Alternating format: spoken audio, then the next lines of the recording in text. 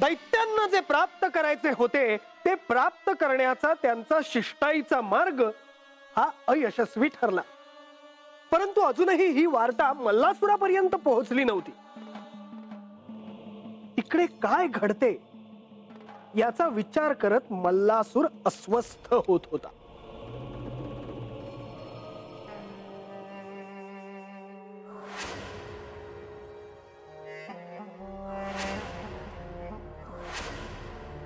आणि त्या शर्भाननाकडून काही वार्ता आली का? अजून काहीच नाही. पण माझ्यापर्यंत एक शुभवार्ता आली होती की देवेंद्राला तरी शर्भाननाने पटवून दिले होते की खंडोबाने या युद्धातून बाजूला व्हावे. ही तर खरंच शुभवार्ता आहे. माझी निवड अचूक ठरली पिताश्री. होय. आता तो देवेंद्र पंचमहाभूत देवी देवता सगळ्यांना पटवून देणार आणि त्या खंडोबाला एकटं पाडणार. संपूर्ण देवसेना त्यांना कैलासात परत पाठवणार. एकदा का तो खंडोबा माघारी परतला की मग त्या देवेंद्राला आणि देवसेनेला असं काही कोंडीत पकडतो की मग चिरकाळ आपलं साम्राज्य. आपण फार मोठी स्वप्न पाहू नयेत. शर्भाननाने स्वतः शुभवार्ता आणेपर्यंत मी विश्वास ठेवणार नाही. त्याचीच आपण वाट पाहतो आहोत.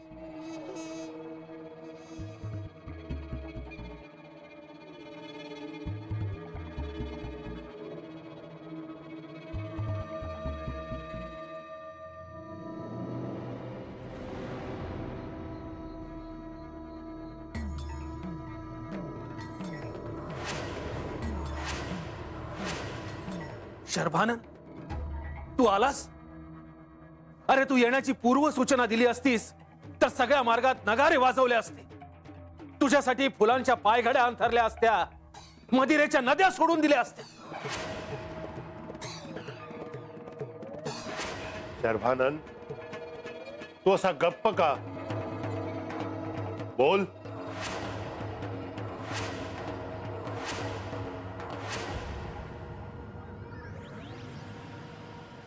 क्षमा असावी.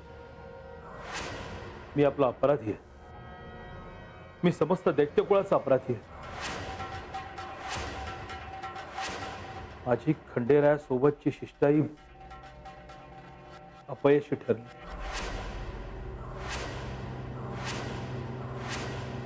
शर्भानन! काय हे शर्भानन? किती आशेने तुला निवडले होते मी. हा तुझा नाही, माझा पराभव आहे. तुम्ही माझे ऐकले नाहीत.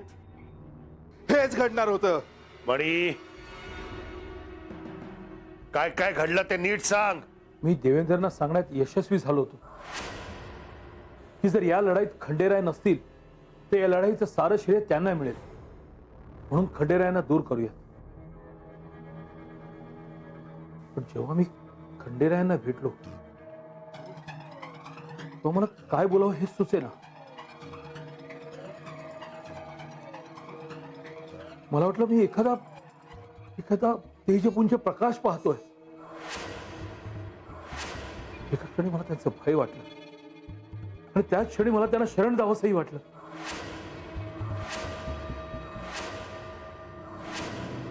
काय बोलतोयस तू? हा अपमान आहे सर्व दैत्यांचा आणि माझ्या पिताश्रींचा.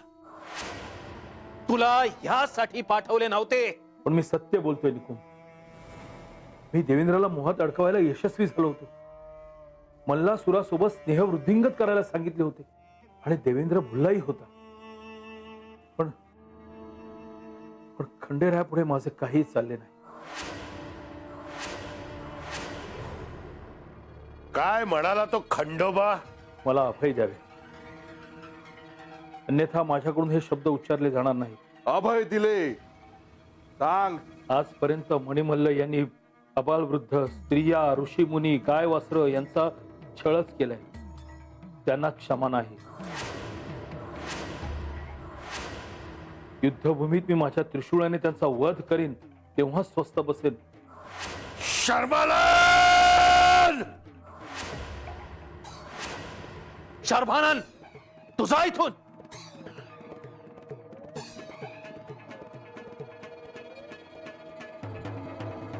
आता युद्ध होणार. आता माघार नाही. आणि साऱ्या युद्धभूमीला मी माझ्या मायावी शक्तीने भारून टाकेन की त्यामुळं देवसेना भ्रमित होऊन जाईल. आणि राहिला प्रश्न युद्धाचा, तर युद्धात या मल्लासुराला हरवणं सोपे नाही.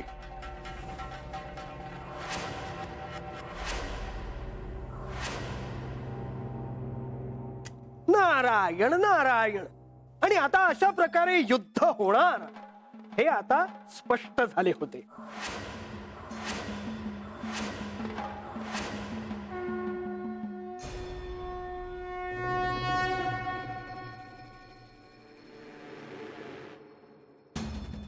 नारायण नारायण.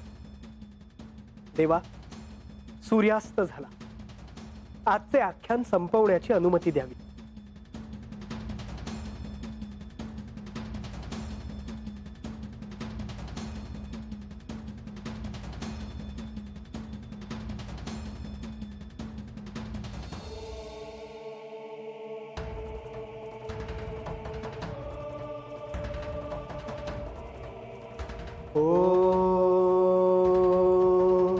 मुनीनां सप्तकोटीनां वरदं भक्तवत्सलं दुष्टमर्दन देवेशं वन्देऽहं म्हाळसापतिम्. अनुग्रहाय भूतानां मणिरत्नगिरौ स्थितम् प्रसन्नवदनं नित्यं वन्देऽहं मल्लवैरिणम्. सर्वदेवमयं शान्तं कौमारं करुणाकरम् आदिरुद्रं महादेवं वन्देऽहं सात्विकप्रियम्.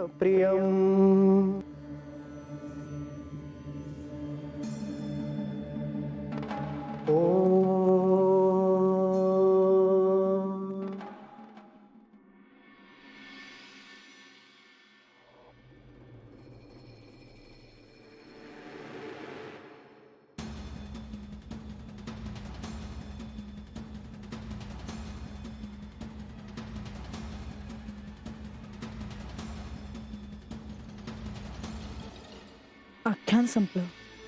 आजचा दिवसही संपला. आता मला माझ्या मनात जे चाललं आहे हे त्यांना विचारावं लागेल.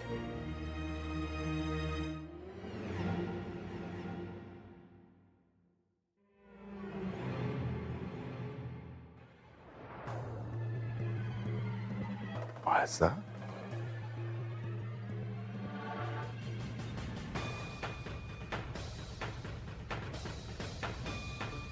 माझा काय झालं? तू अशी अस्वस्थ का दिसत आहेस? आख्यानाला प्रारंभ होण्याआधीपासूनच मी अस्वस्थ आहे. पण काय झालं? मला तुम्हाला एक विचारायचे आहे. विचार. पण मला असं वाटतं की आख्यानात पडलेल्या शंकेचे निरसन राज्यसभेत सर्वांसमक्ष झाले तर सर्वांनाच तुझ्या मनात काय चालले आहे ते कळेल. हो, पण आख्यानासंबंधी मला काही विचारायचे नाही. तुला आख्यानाबद्दल विचारायचे नाही तर मग कशाबद्दल विचारायचे आहे? आख्यानाला जाताना तुम्ही मला आधी पुढे जायला सांगितलं. मी आख्यानाला निघणारच होतो. मग निघूयात. तू हो पुढे. म्हणजे आज आपण एकत्र आख्यानाला जायचं नाही का? नाही, माझे एक कार्य पूर्ण करायचे आहे. ते झाले की मी येईन आख्यानाला. होय. त्यावेळी तुम्ही मला म्हणालात की तुम्ही तुमचं कोणतं तरी कार्य पूर्ण करून राज्यसभेत येणार आहात.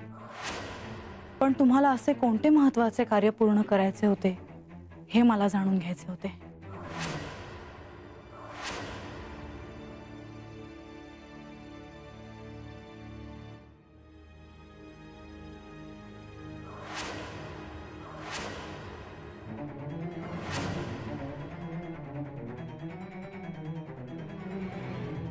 तुम्ही मला सांगितले नाही.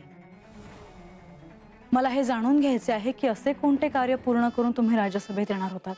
म्हाळसा, केवळ ह्या कारणामुळे तू अस्वस्थ आहेस? हो, कारण माझ्यापासून काहीतरी लपवलं जात आहे असं मला वाटतंय.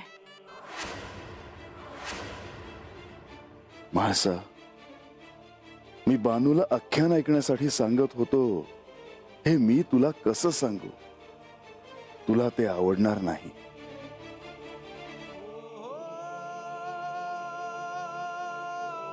काय झालं? म्हाळसा, मी जे कार्य पूर्ण करायला गेलो होतो ते काय आहे, कोणते आहे, हे मी तुला आत्ता नाही सांगू शकत. म्हणजे माझा संशय खरा ठरला तर नक्कीच गडावर असं काहीतरी घडतंय जे माझ्यापासून लपवलं जात आहे, हो ना? म्हाळसा, तुला जे वाटतं तसं ह्या गडावर काहीच घडत नाही. तू मला विचारत आहेस म्हणून मला सांगावंसं वाटतं. ते कार्य कोणतं हे जाणून घेण्यासाठी तू किती उत्सुक आहेस हे मला कळत आहे. मग सांगा. ते कार्य अंतिम सत्याचा साक्षात्कार होण्याशी संबंधित आहे. मी समजले नाही. लवकरच तुला त्याचा प्रत्यय येणार आहे. पण म्हाळसा, ह्या गोष्टींचा विचार करण्यापेक्षा तुला जे संकेत मिळणार आहे त्याचा विचार कर. कारण तेच तुला अंतिम सत्यापर्यंत घेऊन जाणारे आहेत.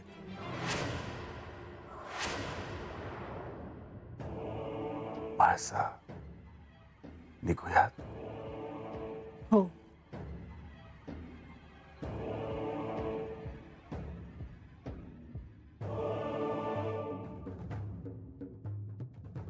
म्हाळसा, मी अंतपुरात आहे.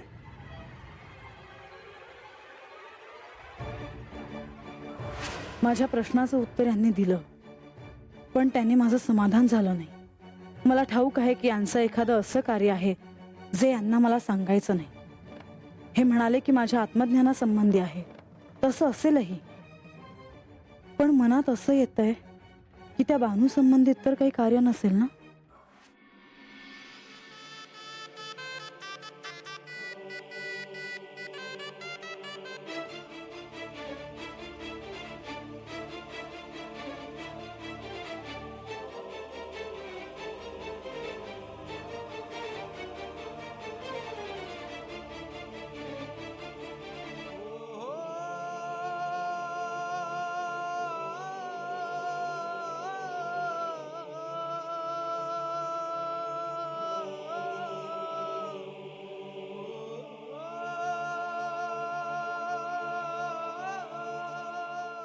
अंधार पडला भी.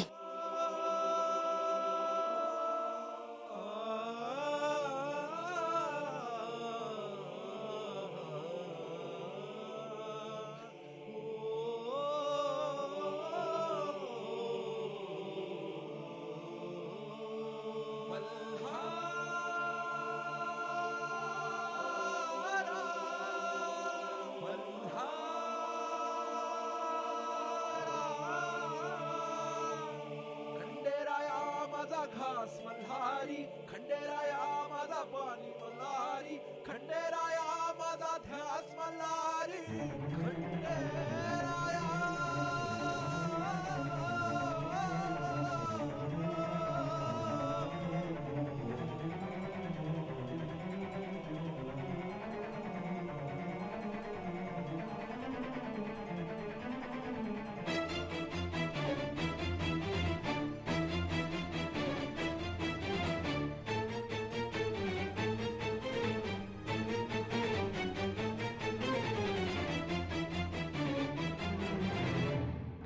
अरे आबा ये ये ये. काय आजा आवरलं का समज? मी काय करू का? काय काम आहे का? नाही असू दे ग. देवा ध्यान असू दे बाबा. म्या काय म्हणतो ते मागल्या वेळेला महाराज आलं होतं आठवतंय का? त्यांचं काय? नाही ते पुण्यांदा कवा दिसलंच नाही ना. तुम्हाला कशाला पाहिजे महाराज? नाही मला ते म्हणलं होतं का तुला धन मिळेल म्हणून. धन रंगा आता काम करावं, उगाच फुकट धन हुडकू नाही. म्या हयात, तुम्ही बसा बोलत. बानू बानू तू आमच्यावर रागावली आहेस का? नाही आबा, माझा कुणावर बी राग नाही.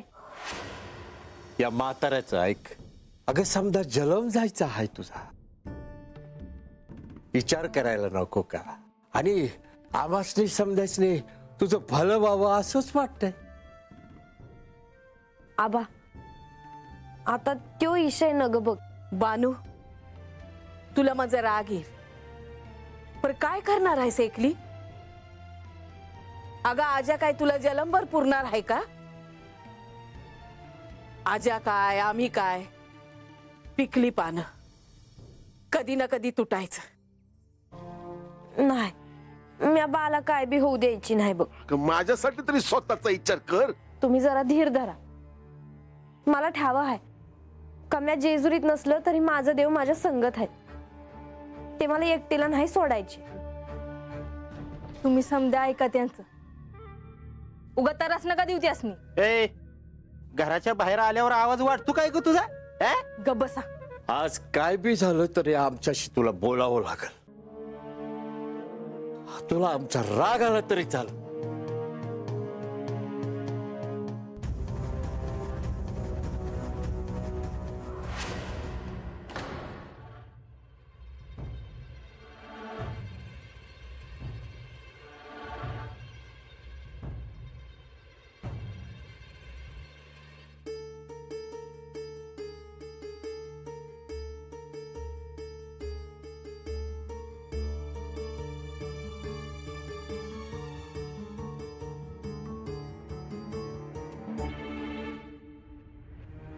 मुनिवर, नारायण नारायण.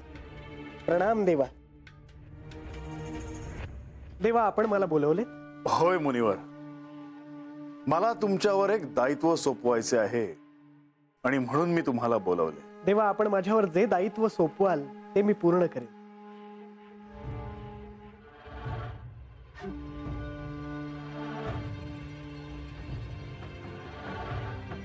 मुनिवर, आता जेजुरीत आख्यान ऐकायला बानू गडावर नाही आहे, तरी पण आख्यानात काय सुरू आहे हे बानूला कळत आहे. होय देवा, ते मला ठाऊक आहे आणि त्यामुळेच आत्मज्ञान होण्यासाठी या आख्यानातून तिला अनेक गोष्टी आत्मसात करणे शक्य झाले आहे. तरी पण मुनिवर, आपल्याला एका गोष्टीचा विचार करायला हवा. कोणत्या गोष्टीकडे देवा? बानू जर आख्यान ऐकायला जेजुरीत उपस्थित असती तर तिला पडलेल्या शंकेचे निरसन इथे करता आले असते, पण ती इथे नसल्याने आख्यानात जे काही घडत आहे त्याबद्दल तिच्या मनात शंका ह्या निश्चितच असणार. देवा, ही गोष्ट माझ्याही लक्षात आली होती, परंतु आख्यानाच्या ओघात या संदर्भात काय करता येईल याचा विचार मी केला नाही. मुनिवर, आता एकीकडे आख्यानात युद्ध कथेला आरंभ होत आहे, तर दुसरीकडे बानूला आदिशक्तीची उपासना करायला सांगितली आहे. ह्या साऱ्याचा परिणाम मात्र होणार हे निश्चित. तेव्हा मुनिवर, बानूला पडलेल्या शंकेचे निरसन करायला तुम्ही तिला भेटायला जावं असं मला वाटतं. होय देवा. मुनिवर, म्हाळसा आणि बानूला साक्षात्कार होण्यासाठी हे अत्यंत आवश्यक आहे.